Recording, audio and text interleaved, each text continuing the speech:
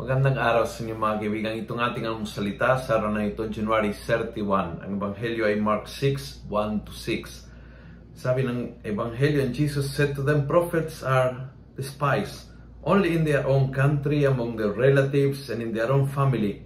And he could work no miracle there, but only healed a few people by laying his hands on them.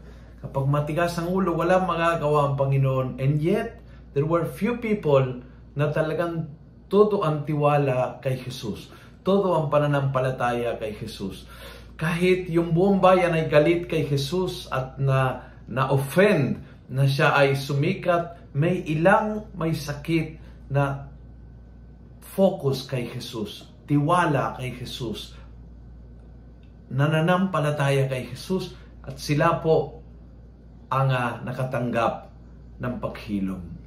In other words, kung kaya mong makatutok sa Panginoon at hindi ma-disperse sa sabi-sabi ng mga tao, sa mga comment ng kapaligiran, sa mga kakulangan ng pananampalataya ng mga tao, maybe even in your own house, sa mga nega na comments ng mga tao, kung kaya mong mag-focus sa Panginoon at hindi pansinin all that kind of negativity, kaya ng Panginoon din mag-focus sa iyo, sa iyong pangangailangan, sa iyong kahinaan, sa iyong karamdaman, at kaya ng Panginoon sa isang karagatan ng unbelief, identify ang iyong belief and give you the miracle you're looking for.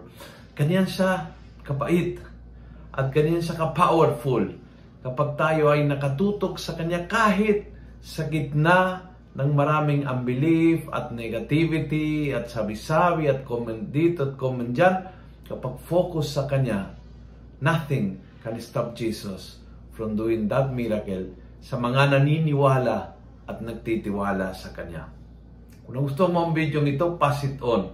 Punuin natin ang good news ang social media. Gawin natin viral, araw-araw ang salita ng Diyos.